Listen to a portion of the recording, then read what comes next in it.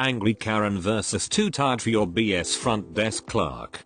Here's how a Karen attempted to forbid me from getting coffee at my job and how I sent her horribly bleached wig flying. The joys of customer service. Here's some background. So I work at a club fitness center that is located within a gated community, basically a breeding ground for Karens. Most people here are very entitled. I also happen to live in this community, but my mom and I rent and generally keep to ourselves and don't get involved in the drama. When you live in the community, a membership to the club where I work, that has a pool, tennis courts, gym, and dance studio, is included in her dues. When you rent, like my mom and I do, the owner's membership is transferred to you.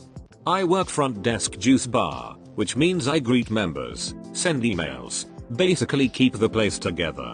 I also prepare all of the complimentary snacks and drinks and keep them filled throughout the day. The people are very annoying, but it's good money for a 16-year-old and my boss co-workers are great. Now back to Karen. It's about 8 AM on a Saturday, which means prime coffee time. My shift starts at 5:30 AM, so I am pretty tired and ready for a cup.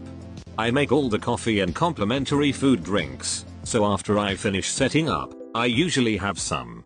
I have explicit permission from my boss to do so. Members of the club can have all the complimentary food drinks they want, so everyone wins.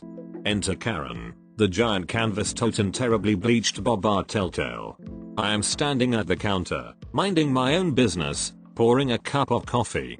Karen asks in such a shrill voice that it could probably break glass, "Young lady, what do you think you are doing?" Me, surprised, getting coffee. I was also pretty annoyed at being called young lady. I am not her kid to talk down to and patronize. Karen huffs, "You can't do that." Me, too tired for this bullshit. "Why not?" Karen, determined to combat the apparent danger of a minimum wage employee getting coffee, shrieks, "You aren't a member. You can't get coffee if you aren't a member. Until then, no coffee for you." I start to hatch my ever so devious plan. Cue no reverse card. I don't respond to Karen and walk over to the clock-in machine to punch out. Members have a PIN number that they enter into a keypad so we can keep track of the number of people using the facilities. I walk over to the keypad, enter my PIN, and my name and picture pop up on the monitor, indicating that I am indeed a member.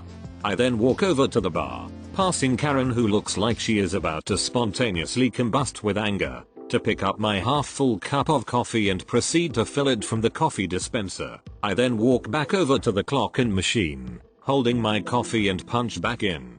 I sit back down at the front desk and start working on entering payments. Karen is still standing by my desk, looking like she is about to have an aneurysm. I just ignore her until she proceeds to leave. The 20 cents I lost from clocking out for 2 minutes was worth the look of pure horror on Karen's face. To have thought up that malicious compliance on the spot before coffee is what truly amazes me. Take your upvote without cream or sugar.